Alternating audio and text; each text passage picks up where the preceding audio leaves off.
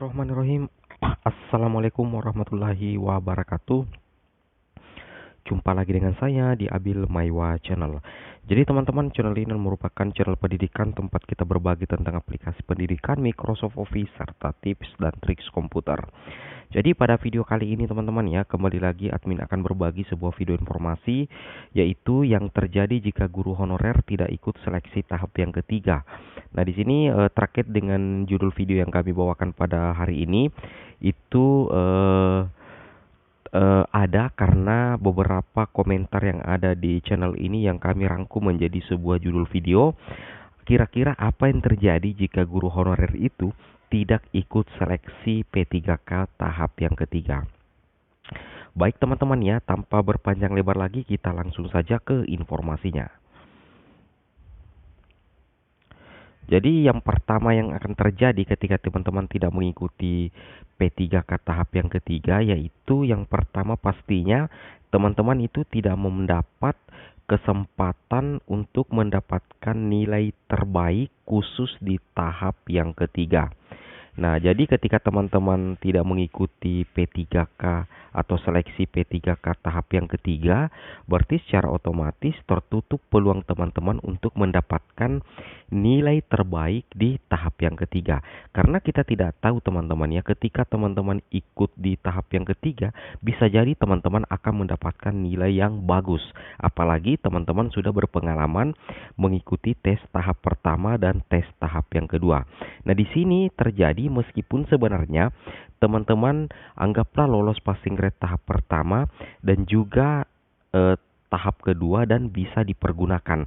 Meskipun nilai tahap pertama dan kedua bisa dipergunakan, tetapi menurut admin pribadi, ketika teman-teman tidak mengikuti tahap yang ketiga, itu sebenarnya menjadi sebuah kerugian besar. Karena sebenarnya pemerintah memberikan kesempatan 3 kali kepada guru honorer untuk mengikuti seleksi P3K guru di tahun 2021 teman-teman ya. Jadi di tahap ketiga ini yang diselenggarakan di tahun 2022 itu menjadi kesempatan teman-teman untuk menjadi guru ASN P3K. Seperti itu teman-teman ya.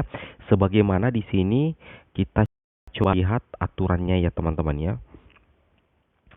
Di sini ya di Permenpan RB nomor 28 tahun 2021 di sini dikatakan ya bahwasanya nilai yang diperoleh sebagaimana dimaksud pada ayat 1 dapat ditentukan dari nilai terbaik di antara nilai sebagai berikut. A. Nilai seleksi kompetensi 1, B. Nilai seleksi kompetensi 2, dan C. Nilai seleksi kompetensi 3. Nah, di sini kita sudah bisa lihat teman-teman ya bahwasanya pemerintah itu memberikan 3 kali kesempatan untuk mengikuti seleksi P3K guru. Nah, anggaplah ketika teman-teman sudah mengikuti seleksi tahap pertama, kemudian juga mengikuti seleksi tahap yang kedua dan lolos passing grade, tetapi teman-teman tidak mengikuti seleksi tahap yang ketiga, maka ini tentunya menjadi kerugian tersendiri bagi teman-teman. Karena kita tidak tahu, bisa jadi ketika teman-teman mengikuti seleksi kompetensi yang ketiga, bisa jadi nilai teman-teman di seleksi kompetensi yang ketiga ini bagus, lebih bagus daripada nilai kompetensi pertama dan kedua. Jadi sekali lagi mungkin teman-teman bisa mempertimbangkan untuk tetap semangat mengikuti seleksi P3K guru tahap yang ketiga yang akan digelar oleh pemerintah. Seperti itu teman-teman ya. Oke, kemudian kita lanjut. Kemudian di sini juga disampaikan bahwasanya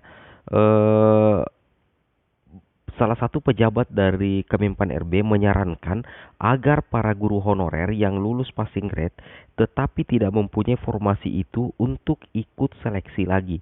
Dengan seleksi ketiga, para peserta itu bisa memperbaiki nilai. Nah, ketika teman-teman mengikuti seleksi ketiga, maka teman-teman bisa memperbaiki nilai sehingga nilai di tahap ketiga itu berpeluangnya lebih besar daripada nilai yang ada di tahap pertama dan tentunya tahap yang kedua. Seperti itu teman-teman ya.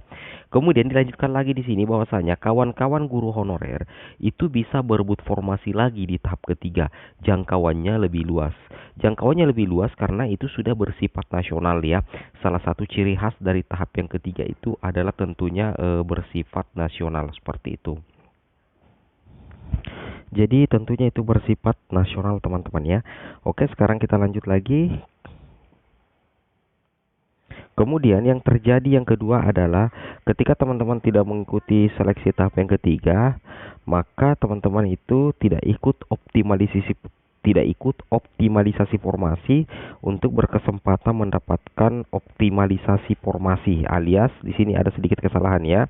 Untuk mendapatkan sebenarnya kesempatan untuk menjadi ASN melalui tahap optimalisasi, karena kita ketahui bahwa untuk mengikuti optimalisasi, kalau tidak ada perubahan, itu salah satu syarat utamanya adalah teman-teman itu mengikuti seleksi tahap yang ketiga untuk P3K Guru. Seperti itu teman-teman ya. Nah, di sini kita bisa cek kembali sebagaimana yang kita sudah sampaikan sebelumnya, bahwasanya di dalam aturan resmi dalam hal kebutuhan P3K yang belum terpenuhi, kebutuhan P3K akan diisi oleh pelamar yang tidak lulus seleksi kompetensi 3 dengan ketentuan sebagai berikut. Yang pertama itu adalah memenuhi nilai ambang batas dan berperingkat terbaik. Nah, di sini katakan diisi oleh pelamar yang tidak lulus seleksi kompetensi ketiga. Jadi ketika teman-teman tidak mengikuti tes kompetensi ketiga, berarti teman-teman itu tidak termasuk ke dalam pelamar yang bisa mengikuti optimalisasi formasi. Jadi tentunya salah satu kesempatan untuk menjadi ASN P3K tentunya adalah mengikuti optimalisasi formasi setelah tahap yang ketiga digelar. Seperti itu teman-teman ya. Itu yang harus teman-teman pahami. Kemudian di sini juga disampaikan oleh pejabat Kemenpan RB, yaitu Bapak Katmoko Ari Sambodo. Di sini beliau mengatakan yang ingin mendapatkan optimalisasi harus tetap ikut seleksi PPPK Guru tahap yang ketiga.